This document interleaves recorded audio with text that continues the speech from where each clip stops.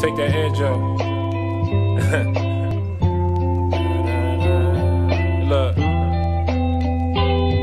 Words form images more vivid than Da Vinci's canvas. His pen is a camera in dark rooms developing his stanzas. They never see him out much, he's into mad science. Antisocial tendencies inside him gave his heart to the masses. Every 16 was like magic. Every word he spoke ignited a spark. Every 16 could light matches. They're probably not cognizant of all his dynamics. With the right hand that could divide atoms, he writes anthems. With the will of the band that played in the sinking Titanic.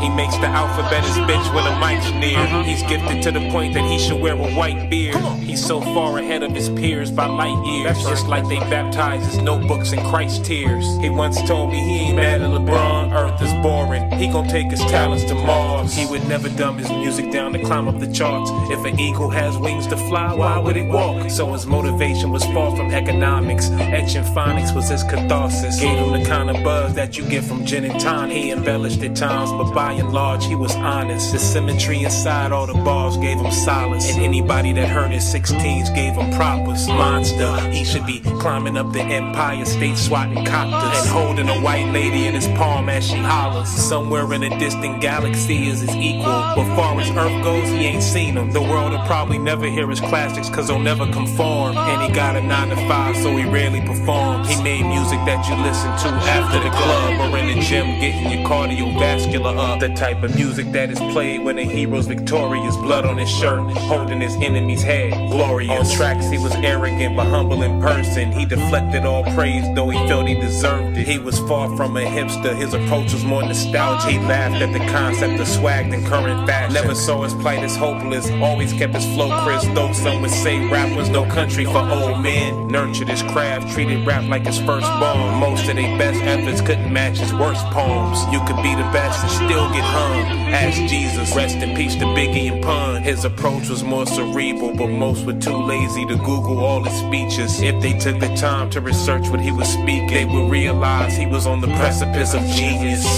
He's the one they hesitant to beef with. Should've seen all the meat eaters, he turned vegan. The way that he bodied every single freaking feature. Rewind buttons never got pressed so frequent. He's fresh as no secret.